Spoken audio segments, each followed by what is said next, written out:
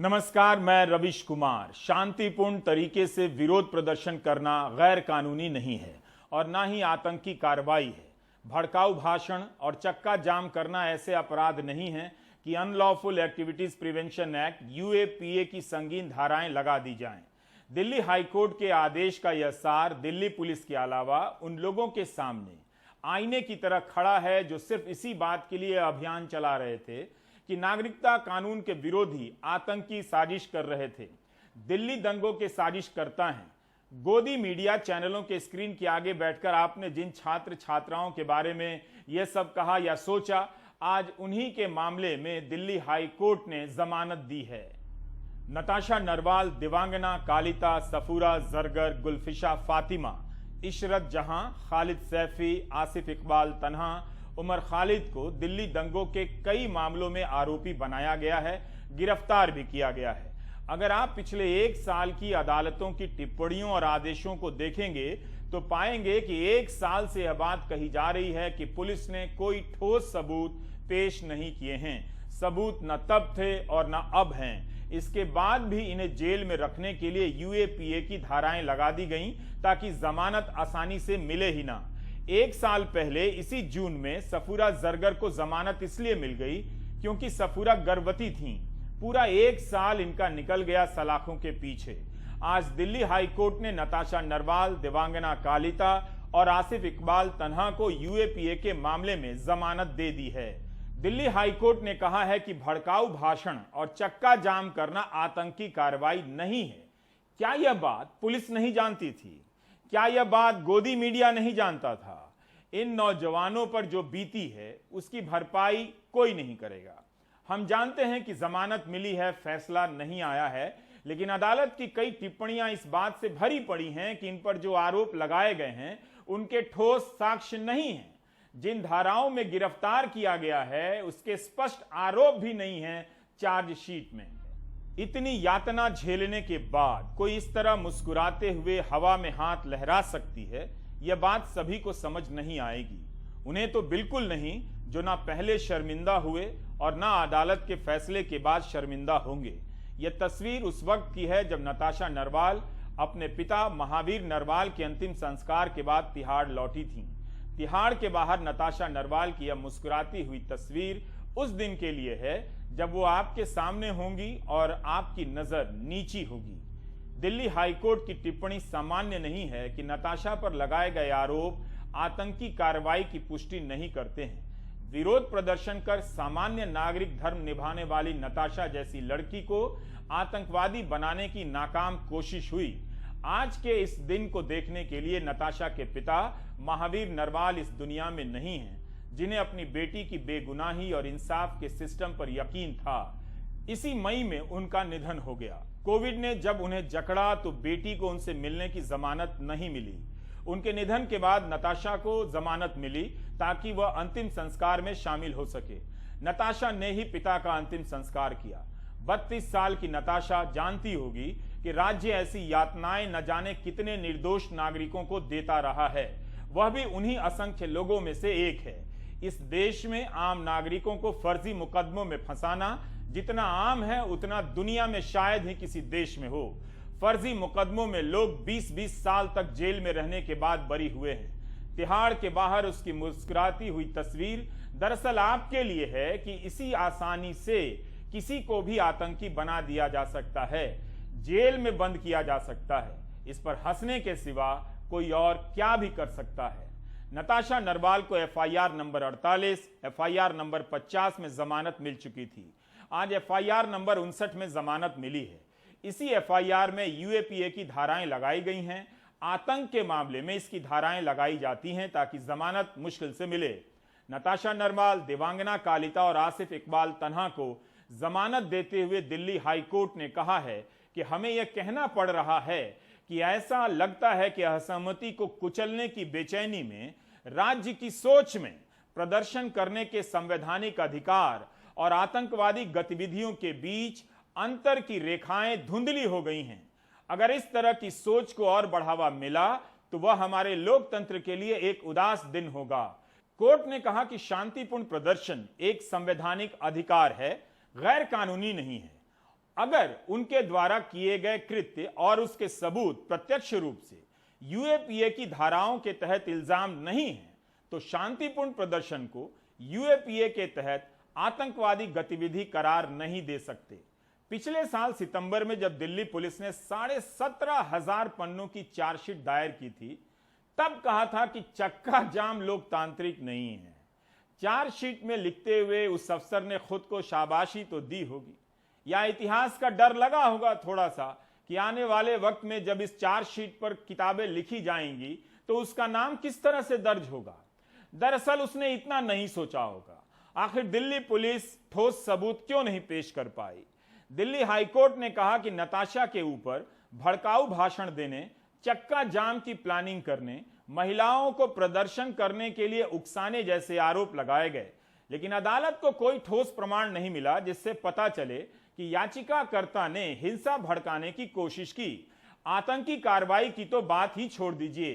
तो यही मतलब हुआ ना कि कागज कलम का इस्तेमाल कर नताशा नरवाल को आतंक विरोधी कानून की धाराओं में जेल में बंद कर दिया गया। शांतिपूर्ण विरोध प्रदर्शन का हक गैर कानूनी नहीं है और आतंकी कार्रवाई नहीं है। भड़काऊ भाषण और चक्का जाम यूएपीए में आने वाले अपराध नहीं है। कॉलेज छात्रों के प्रदर्शन से हमारे राष्ट्र की बुनियाद कांपने नहीं लग सकती। यूएपीए आम अपराधों के लिए नहीं है।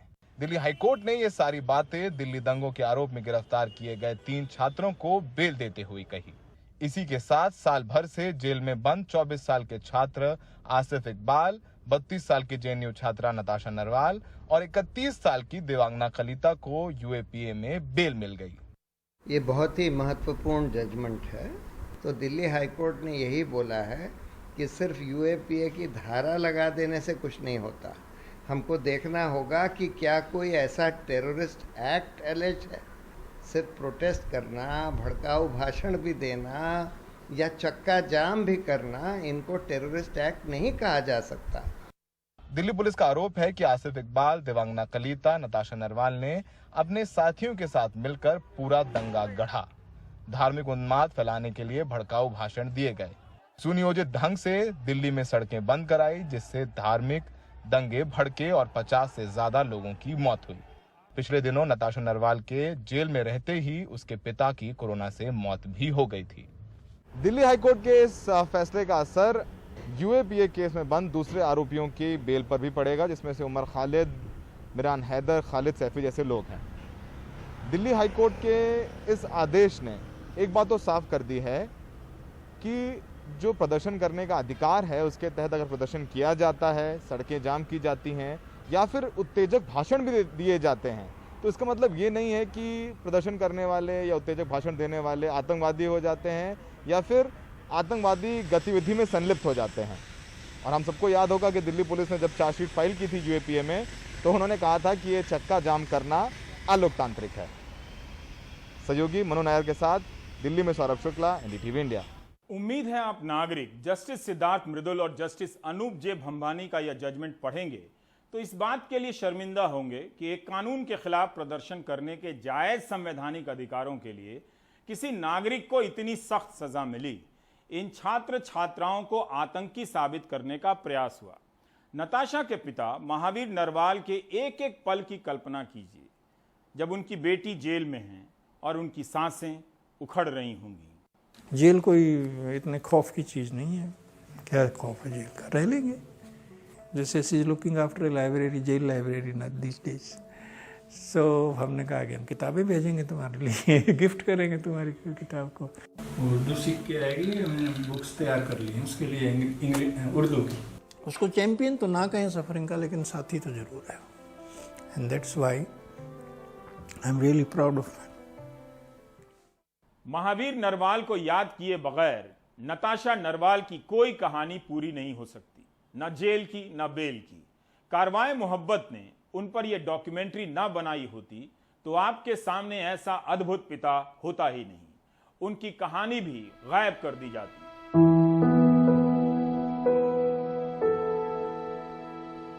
महावीर नरवाल कभी नहीं डरे कि बेटी को पुलिस ले गई। 13 साल की थी नताशा जब उनकी मां गुजर गई। 32 साल की उम्र में उनके पिता नहीं रहे।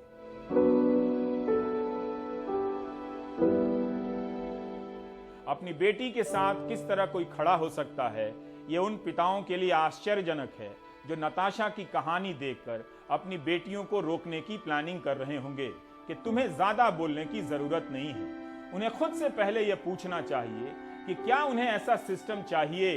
नहीं चाहिए तो उन्होंने ऐसी कहानी के सामने आने पर क्या किया।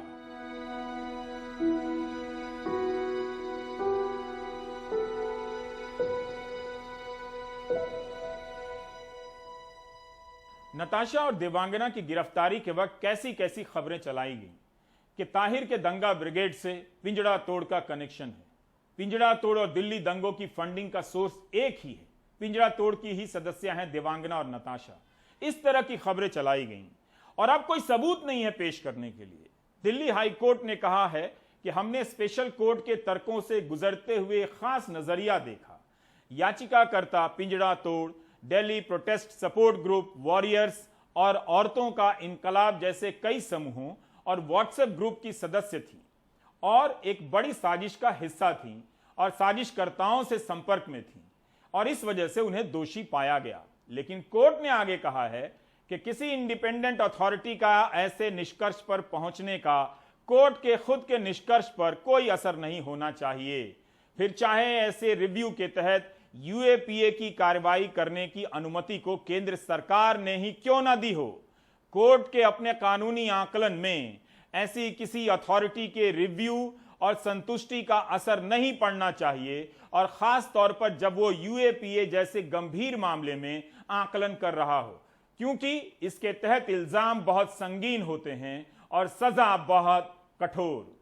अगर मान लो मेरी बेटी को बहुत लंबे टाइम जेल में रहना पड़ा और एक वक्त आएगा मेरे को देख ही ना पाए, ग्रोइंग एज मैं ना देख पाऊँ, इस तरह के थॉट कई बार आते हैं। उसको नहीं आएंगे, उसको आने भी नहीं चाहिए, लेकिन ऐसा तो है नहीं ना कि कोई खुशी का माहौल तो है नहीं। हम तो अपना गम दबा लेते हैं कुछ कुछ बोल के इसलिए तो जो आकाश है उसके कमरे को टाइडी रखता है।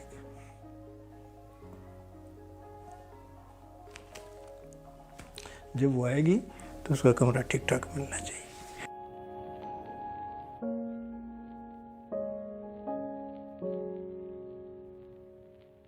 नताशा अब जिस घर में जाएंगी कमरा तो ठीक ठाक मिलेगा, लेकिन पिता महावीर नरवाल वहां नहीं होंगे। मैं दरअसल नताशा के बारे में बिल्कुल नहीं सोच रहा। मैं उन अफसरों और उनके परिवारों के बारे में सोच रहा हूं जिन्होंने ऐसी चार्जशीट लिखी। काश मैं आज की एंकरिंग उनके घर से कर रहा होता, उनके परिवार के साथ बैठा होता और आपको दिखाता कि ऐसे लोग भी कम खुशहाल नहीं होते हैं। हम आप जैसे लोग अदालत की जिन टिप्पणियों को लेकर लोकतंत्र और उम्मीद का जश्न मनाते हैं, दरअसल ऐसे अफसरों को कोई फर्क नहीं पड़ता है। हमें तो यह भी नहीं पता कि इस फैसले के बाद डाइनिंग टेबल पर उनके बच्चे उनसे क्या सवाल करेंगे।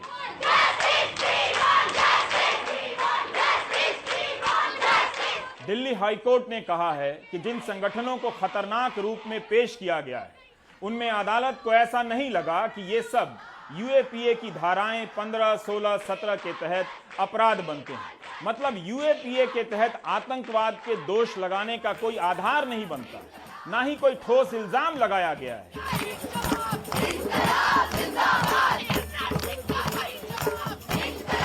सोचिए 17,500 पन्ने की चार्जशीट बनाई जाती है और इन धाराओं के संबंध में कोई ठोस आरोप तक नहीं होते हैं, कोई साक्ष्य नहीं होता, लेकिन इतनी संगीन धाराएं लगा दी जाती हैं। राज्य का इसमें कुछ भी नहीं जाता है।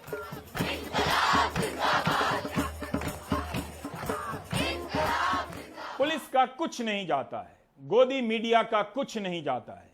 जाता है तो उनका जो बिना कुछ किए इतने साल जेलों में रहते हैं, मानसिक यातना से गुजरते हैं। रोहतक की नताशा नरवाल जेएनयू से पीएचडी कर रही हैं और असम से 31 साल की देवांगना जेएनयू से ही एमफिल कर रही हैं। दोनों ही पिंजड़ा तोड़ की सदस्य हैं। नताशा और देवांगना को 22 फरवरी 2020 के रोज गिरफ्तार किया गया। एफआईआर नंबर 48 में इन पर नागरिकता संशोधन कानून के विरोध में नारे लगाने के आरोप हैं। तब उसमें कहीं नहीं लिखा था कि किसी ने हिंसा की बात की है। बस इन पर पुलिस के अफसर पर हमला करने की धारा लगाई गई थी। इस मामले में नताशा को जमानत मिल गई। कोर्ट ने कहा कि उन पर यह मामला बनता ही नहीं है, लेकिन उसके बाद भी नताशा नरवाल तुरंत गिरफ्तार कर ली गई। तब नताशा पर पहले से और भी गंभीर आरोप लगा दिए गए। हत्या के प्रयास के। इस एफआईआर का नंबर है 50। इसमें नरवाल या कालिता या किसी के नाम नहीं है। उसके बाद नरवाल पर भी यूएपीए लगा दिया जाता है। आरोप लगता है कि दिल्ली में दंगों के पीछे साजिश रच रही थी। इन दोनों के नाम भी एफआईआर नंबर 5959 में जोड़ दिए जाते हैं और गिरफ्तार कर लिया जाता है। इसके अलावा गुलफिशा फातिमा जो एमबीए की छात्रा हैं, उन्हें भी राजद्रोह के आरोप में गिरफ्तार किया जाता है। इशरत जहां को भी। रवीश, आज का दिन सिविल लिबर्टीज के लिए बहुत बड़ा दिन है। दिल्ली हाई कोर्ट के 3 जजमेंट दिल्ली दंगों के बारे में आए हैं। तीनों केसेस में बेल दी गई है। आपको मालूम है, मैं आपके शो पे बताता रहा हूं कि मैं संविधान पढ़ाता हूं और क्रिमिनल लॉ पढ़ाता हूं। दोनों चीजों के लिए बहुत बड़ा दिन है। संविधान के लिए अनुच्छेद 19 की व्याख्या में कह दिया कि right to protest can not be called a terrorist activity, बल्कि पैराग्राफ 36 में नताशा के केस में जज ने कहा कि अगर ये line between right to protest और टेररिज्म के बीच ब्लड होती जा रही है और ये माइंडसेट बनता जा रहा है, तो ये देश के जनतंत्र के लिए बहुत बड़ा खतरा है। इसी तरह क्रिमिनल लॉ के लिए मैंने बार बार कहा है कि fundamental thumb rule criminal law का यह है कि क्रिमिनल स्टैट्यूट्स में नैरोएस्ट पॉसिबल डेफिनेशंस क्राइम की दी जानी चाहिए। चाहे टाडा हो चाहे यूपा हो, बहुत वाइड डेफिनेशन आतंकवाद की दी हुई है। जजमेंट में लिख दिया गया कि यूपा में जो डेफिनेशन दी गई है वो वाइड है और समवॉट वेग है। मैं ये समझता हूं कि जिस तरीके से दिल्ली हाई कोर्ट के जज जस्टिस अनूप जयराम ने कहा कि अगर वाइड डेफिनेशन लेजिस्लेचर ने दी है, तो अदालत का यह काम है कि कॉन्स्टिट्यूशनल प्रिंसिपल्स को माइंड में रखते हुए उसका नैरो इंटरप्रिटेशन कर दें। कोर्ट ने याकूब मेमन का केस कोर्ट किया और कहा कि आतंकवाद में क्या होता है कि हत्या होती है, कार बम हो, एक्सप्लोजन हो, हाईजैकिंग हो, केमिकल और बायोलॉजिकल वेपन्स का इस्तेमाल हो। Ravish, PUCL versus union of India का जजमेंट कोर्ट किया, जिसमें सुप्रीम कोर्ट कह चुकी है 2004 में कि आतंकवाद का मतलब है डेमोक्रेटिकली इलेक्टेड सरकार को हटाने की कोशिश की जाए, संविधान के मूलभूत प्रिंसिपल्स को जमीन पर पामाल कर दिया जाए और सेकुलर फैब्रिक को टीयर अपार्ट कर दिया जाए। सुप्रीम कोर्ट का जजमेंट कोर्ट किया 1994 का कि हर आतंकवादी क्रिमिनल है, लेकिन हर क्रिमिनल आतंकवादी नहीं। मैं ये समझता हूं कि ये जो जजमेंट यूपा के बारे में इंटरप्रिटेशन का आया कि ऑर्डिनरी लॉ एंड ऑर्डर की प्रॉब्लम को यूपा के चार्जेस से ना डील किया जाए, ये एक बहुत हिस्टोरिक जजमेंट है। कोर्ट ने कहा कि ये जो लोग हैं इनके बारे में कोई स्पेसिफिक एलिगेशन नहीं है, यानी किसी के बारे में ये कह दिया जा रहा है कि साहब उसने मिर्ची का पाउडर और एम्प्टी बॉटल्स रखी, किसी के बारे में ये कह दिया जा रहा है आसिफ इकबाल के बारे में कि साहब उन्होंने एक सिम कार्ड दिया, उससे एक व्हाट्सएप ग्रुप दूसरे ने बना लिया, उस ग्रुप में सीएए के प्रोटेस्ट के बारे में चीजें आ गई। कोर्ट ने कहा कोई स्पेसिफिक पर्टिकुलराइज्ड एक्शन उनका नहीं है जिसको आतंकवादी एक्टिविटी माना जा सके, और जिस दिन का यह वाकया है उस दिन वो लोग वहां मौजूद भी नहीं थे। मैं ये समझता हूं कि आज के जजमेंट के बाद अब दिल्ली पुलिस रियलाइज करेगी कि जो लॉ का मिसयूज किया है वो नहीं करना चाहिए, और दिल्ली दंगों के जो रियल कल्प्रिट्स हैं उनको प्रोसिक्यूट करने की कार्रवाई की जाएगी। तो क्या इन्हें लंबे समय तक जेल में रखने के लिए यूएपीए की धाराएं लगाई गई, जमानत ना मिले इसके लिए इतनी मेहनत की गई, लेकिन इस दौरान पुलिस ने ही कौन से मजबूत साक्ष्य जुटा लिए। पिछले साल अदालत जो कहती आ रही है वही हाईकोर्ट के आदेश में भी तो है।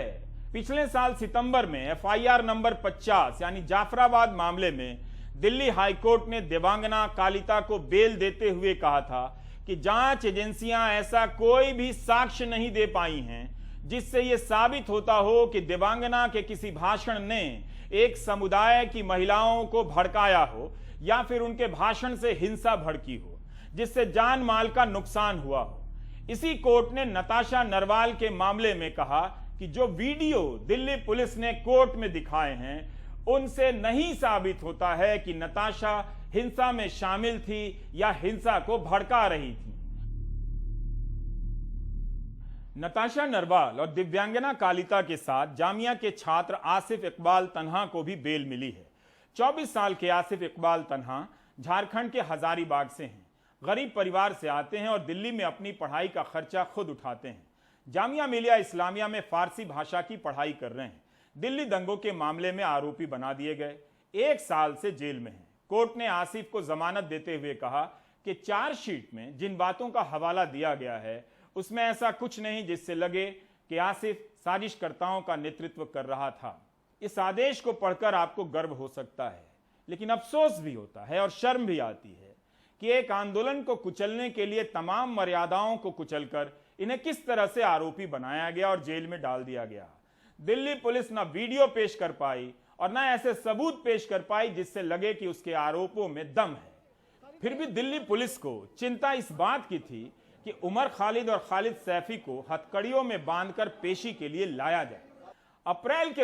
इसी अप्रैल के महीने में पुलिस ने अपनी याचिका में कहा कि उमर खालिद के हाथ कैसे बांधे जाएं, पीछे से हथकड़ी लगाने की बात कही गई। तब एडिशनल जज विनोद यादव ने कहा कि पुलिस अपना पक्ष और स्पष्ट करे। 6 जून को जज विनोद यादव ने कहा कि दिल्ली पुलिस की याचिका में कोई दम नहीं है, मेरिट नहीं है। उमर खालिद और खालिद सैफी कोई गैंगस्टर नहीं है और ना ही अपराध का पुराना रिकॉर्ड है। दिल्ली पुलिस और जेल की याचिका बिना सोचे समझे दी गई है। यह प्रसंग इसलिए बता रहा हूं ताकि आप समझ सके कि इस केस में क्या हो रहा है और क्या किया जा रहा है। अब आप एक काम कीजिए, YouTube में जाइए, पिछले साल इनकी गिरफ्तारी के वक्त न्यूज चैनलों का कवरेज देखिए। इनके लिए बिल्कुल मत देखिए, अपने लिए देखिए और पूछिए खुद से कि क्या आप ऐसा भारत चाहते हैं जो आप में से किसी को इसी तरह उठाकर आतंकी बनाकर पेश कर दे और सैकड़ों चैनलों के एंकरों को लगाकर साबित कर दे। आप उनके कार्यक्रमों के सवाल और बातों को सुनिए, फिर से दहशत हो जाएगी कि ऐसा भी हो सकता है, ऐसा ही होता है यहां, और क्या होता है। अब आपको एक और खबर दिखाता हूं। हरियाणा के नूह में 21 साल की जुनैद की मौत के मामले में फरीदाबाद पुलिस के 7 पुलिसकर्मियों पर हत्या का मामला दर्ज हुआ है। आरोप है कि जुनैद को ठगी के मामले में पुलिस पूछताछ के लिए ले गई, उसे 3rd डिग्री टॉर्चर दिया गया जिससे उसकी मौत हो गई। ये तस्वीरें नूह के पुन्हाना की हैं, जहां 21 साल के जुनैद की मौत के बाद लोगों का गुस्सा पुलिस पर फूटा। उन्होंने पथराव भी किया और गाड़ियों में तोड़फोड़ करते हुए आग लगा दी। जुनैद नूह के इसी जमालगढ़ गांव का रहने वाला था। आरोप है कि जुनैद को फरीदाबाद पुलिस ठगी के एक मामले में पूछताछ के लिए ले गई। वहां उसे इतना पीटा गया कि उसकी मौत हो गई। तो जुनैद जब वहां से लौट के आया था तो क्या उसके निशान थे चोट के? वो ऐसा हो रहा, काफी निशान, बीपी हाई लो, खूब निशान हुआ के खूब पेट में कुछ न पचा हुआ के अपने चलो जा न हलो जा, उठा ले उसने क्या बताया था आपको? क्या बताया था उसने? नहीं बताया कि मैं मारो न। अच्छा। मैं ऐसे मारो रोवे कुछ बताओ ना। पुलिस वालों ने मारा? पुलिस वालों ने मारो। अच्छा। हाँ ऐसे बताया भाई। पेशे से पेंटर जुनैद 6 भाई बहनों में सबसे छोटा था। आरोप है कि फरीदाबाद पुलिस ने जुनैद को 31 मई को उसके साथियों के साथ गांव के पास से पकड़ा। 1 जून को ठगी के मामले में भूमिका न होने के चलते जुनैद को छोड़ दिया गया, लेकिन इसके बाद जुनैद की तबीयत बिगड़ती गई। इसी बीच ठगी के उसी मामले में फरीदाबाद पुलिस ने जुनैद के दोनों भाइयों को गिरफ्तार कर लिया। फिर 11 जून को जुनैद की मौत हो गई। अब जुनैद के गांव से हिंसा को लेकर गिरफ्तारियां हो रही हैं, इसलिए गांव में सन्नाटा है। इतना भय का माहौल है जी कि गांव आधा से भी ज़्यादा भगा हुआ है और मतलब बच्चे बीवी सारी भैंस काट को सबको ढोर जंगलों को ले गए यहाँ से गांव वाले। अब ये माहौल है कि रात को और दिन को पुलिस का इतना डर है कि गांव वाले तो बाहर जाके सो जाते हैं और रात में चोर आते हैं, मनचाह जो चोरी कर ले जाते हैं। वहीं नूह पुलिस ने फरीदाबाद के साइबर थाने के 7 पुलिस कर्मियों के खिलाफ हत्या का केस दर्ज कर लिया है। पुलिस के मुताबिक जुनैद की पोस्टमार्टम रिपोर्ट आ गई है। उसके शरीर पर चोट के निशान नहीं मिले हैं। 302, 342, 34 IPC के तहत दर्ज किया गया है, जिसके अंदर मुद्दई खतीजा है, जमालगढ़ की रहने वाली लेडी, और मृतक जुनैद है। 7 अपने पुलिस मुलाजिम हैं जिनके खिलाफ मुकदमा दर्ज किया गया है, जिस संबंध में इन्वेस्टिगेशन जारी है और पता लगाया जा रहा है कि सच झूठ क्या है। जो सच्चाई के आधार पर जैसा होगा वैसी कार्रवाई की जाएगी। फरीदाबाद पुलिस का कहना है कि जुनैद के परिवार के आरोप गलत हैं। जुनैद को किडनी से जुड़ी बीमारी थी, जिसके चलते उसकी मौत हो गई, जबकि परिवार कह रहा है जुनैद बिल्कुल स्वस्थ था। जुनैद की मौत के मामले में पुलिस ने हत्या का केस तो दर्ज कर लिया है, लेकिन अभी तक कोई भी पुलिसकर्मी गिरफ्तार नहीं हुआ है। वहीं पुलिस लगातार गांव में दबिश दे रही है, जिसके चलते गांव में दहशत का माहौल है। यहां तक कि अधिकतर गांव वाले गांव छोड़कर चले गए हैं। नूह के जमालगढ़ गांव से कैमरामैन शशिकांत के साथ मैं Mukesh Singh, NDTV India. America की पुलिस ने नस्ल भेदी टिप्पणी करते हुए जॉर्ज फ्लॉयड की हत्या कर दी तो वहां आंदोलन खड़ा हो गया, वहां का समाज हिल गया, बहस शुरू हो गई। लेकिन भारत एक शांति प्रिय देश है। यहां शांतिपूर्ण आंदोलन करने पर लड़कियों को आतंकी बताकर जेल में डाल दिया जाता है। ब्रेक लेना ठीक रहेगा। यह जानकर आप क्या करेंगे कि मध्यम वर्ग सड़क कर निम्न मध्यम वर्ग में आ गया और निम्न मध्यम वर्ग सड़क कर गरीबी रेखा के नीचे से चला गया। जो कहीं नहीं गया वही तो टीवी देख रहा है। ब्रेक ले लेते हैं।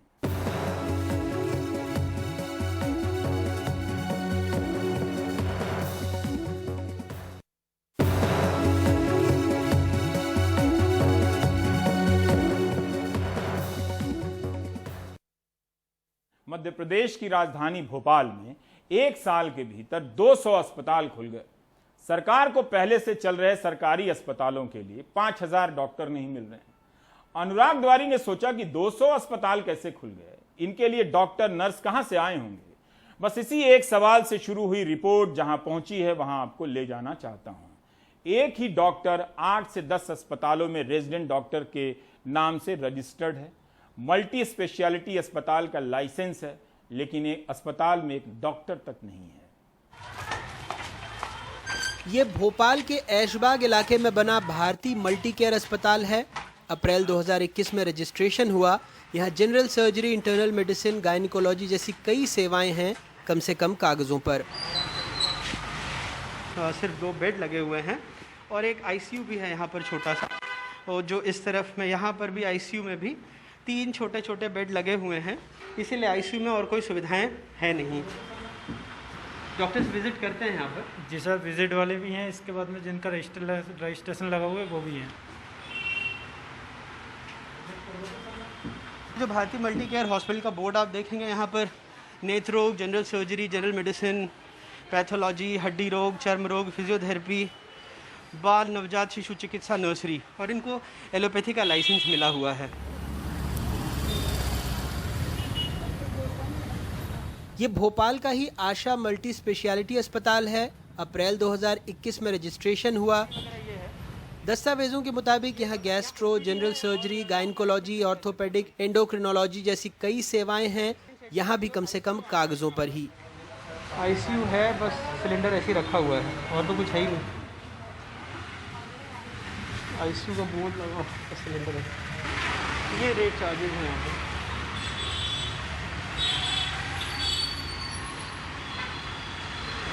इन दोनों अस्पतालों में एक बात साफ है कि जिन डॉक्टरों के नाम से रजिस्ट्रेशन हुआ वो यहाँ काम नहीं करते। शशिकांत द्विवेदी, इसमें से कोई डॉक्टर नहीं है अपना था। और जो ये राहुल भारिया, प्रियंका बसले, मायावती दामोद, भोपाल के भारती मल्टी केयर में resident doctor Hariom Verma 104 kilometre दूर शुगन देवी अस्पताल में भी रेसिडेंट डॉक्टर हैं। जो शाजापुर जिले के शुजालपुर में आता है। इसे आपदा में अवसर कहिए या कुछ और, राजधानी भोपाल में कुल 503 अस्पताल, पैथोलॉजी लैब, डेंटल क्लिनिक हैं, लेकिन 212 कोरोना काल यानी जनवरी 2020 से मई 2021 तक खुले हैं। इस अवधि में सिर्फ अस्पतालों की बात करें तो भोपाल में 104 अस्पतालों के रजिस्ट्रेशन हुए हैं। इनमें भी 29 अस्पताल मार्च, अप्रैल, मई में खुले। राज्य के 3 और बड़े शहरों को लें तो इंदौर में 274 अस्पताल हैं, 48 पिछले साल भर में खुले। जबलपुर में 138 अस्पताल हैं, 34 साल भर में खुले, जबकि ग्वालियर में 360 अस्पताल हैं, जिसमें से 116 पिछले 1 साल में खुले। एनडीटीवी को जो दस्तावेज मिले हैं वो बताते हैं कि कैसे एक एक डॉक्टरों के नाम 8 से 10 अस्पतालों में भी बतौर रेसिडेंट डॉक्टर दर्ज हैं, वो भी अलग अलग शहरों में। इन अस्पतालों के उदाहरण से आप समझ गए होंगे कि इनके रजिस्ट्रेशन सर्टिफिकेशन जारी करते वक्त न तो सुविधा जांची गई, न डॉक्टरों के नाम। क्या आपदा में अवसर है कि एक एक डॉक्टर 10-10 अस्पताल? देखिए, ये सुनिश्चित है और नेशनल मेडिकल काउंसिल की जो आहर्ताएं हैं, जो नियम है, उसका पालन करना सभी को बहुत जरूरी है। यदि इस तरह की कहीं कोई शिकायत होगी तो निश्चित रूप से कार्रवाई की जाएगी। सही मायने में एक व्यक्ति को एक ही जगह काम करना है और ये एनएमसी के पोर्टल के माध्यम से सुनिश्चित भी होता है। मुझे नहीं लगता है कि ऐसी स्थिति होगी, परंतु यदि कहीं शिकायत आएगी तो उस पर जांच भी की जाएगी और कार्रवाई भी की जाएगी। मंत्री जी को नहीं लगता, इसलिए हमने दोनों अस्पताल उसी इलाके के ढूंढे जो उनके विधानसभा क्षेत्र में हैं। आश्चर्यजनक यही है कि जैसे इस अस्पताल में जो रेसिडेंट डॉक्टर काम कर रहे हैं वो मध्य प्रदेश के अलग अलग ज़िलों के अस्पतालों में भी रजिस्टर्ड हैं, तो आखिर ये जादू हुआ तो हुआ कैसे? जानकार कहते हैं कोई एमबीबीएस डॉक्टर अधिकतम 2 अस्पतालों में बतौर रेसिडेंट ड्यूटी कर सकता है। नर्सिंग होम में रेसिडेंट डॉक्टर 8 घंटे की वार्ड ड्यूटी करता है। ये हैरत की बात है कि साल भर में अकेले भोपाल में 104 अस्पतालों को मान्यता मिल गई।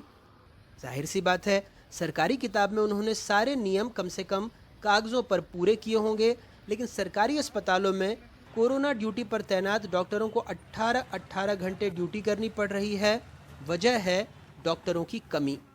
अभी प्रदेश में 5000 डॉक्टरों की ज़रूरत है।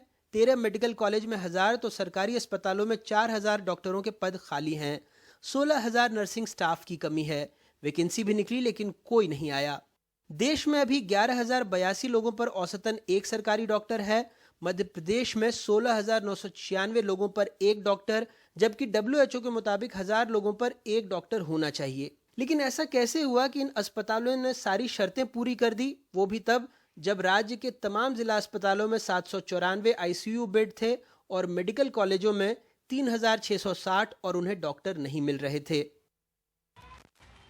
ऐसे में हैरत नहीं कि सारे अजब गजब मामले मध्य प्रदेश में ही हो रहे हैं। कुछ दिनों पहले सीरम इंस्टीट्यूट को जबलपुर के किसी मैक्स हेल्थ केयर इंस्टीट्यूट से 10,000 कोविशील्ड डोज का ऑर्डर मिला। वैक्सीन मिलने के बाद जांच शुरू हुई तो चौंकाने वाली बात पता लगी, वो ये कि मैक्स हेल्थ केयर इंस्टीट्यूट नाम का कोई भी अस्पताल जबलपुर में है ही नहीं। तो मैंने जाके इन हॉस्पिटल इस हॉस्पिटल को खोजने की कोशिश की। वो हमारे जबलपुर में इस नाम का कोई भी हॉस्पिटल नहीं है जिसकी जानकारी मेरे द्वारा राज्य शासन को दे दी गई। वैसे तो सीरम कंपनी ने बोला है कि ये ऑर्डर प्लेस किया गया है, उनके पास ऑर्डर प्लेस करने कुछ तो सीमाएं होती होंगी, कुछ ऐसे अनुबंध किए जाते होंगे, वो लोग ही ज़्यादा अच्छा बता पाएंगे। मेरे द्वारा ये जो जानकारी मिली थी तो मैंने अपने उच्च राज्य स्तर को भेज दिया है। इस खबर के बाद सरकार क्या कर सकती है? ऐसे अस्पतालों की मान्यता रद्द कर सकती है या डॉक्टरों का मेडिकल काउंसिल से रजिस्ट्रेशन निरस्त हो सकता है। लेकिन क्या ये सिर्फ 2 लोगों के बीच की मिलीभगत है? उन अधिकारियों का क्या जिन्होंने जानबूझकर आंखें मूंदे रखी, और उस सिस्टम और उस सत्ता का क्या जिसके वक्त ये घोटाले होते रहे? भोपाल से अनुराग द्वारी, NDTV इंडिया।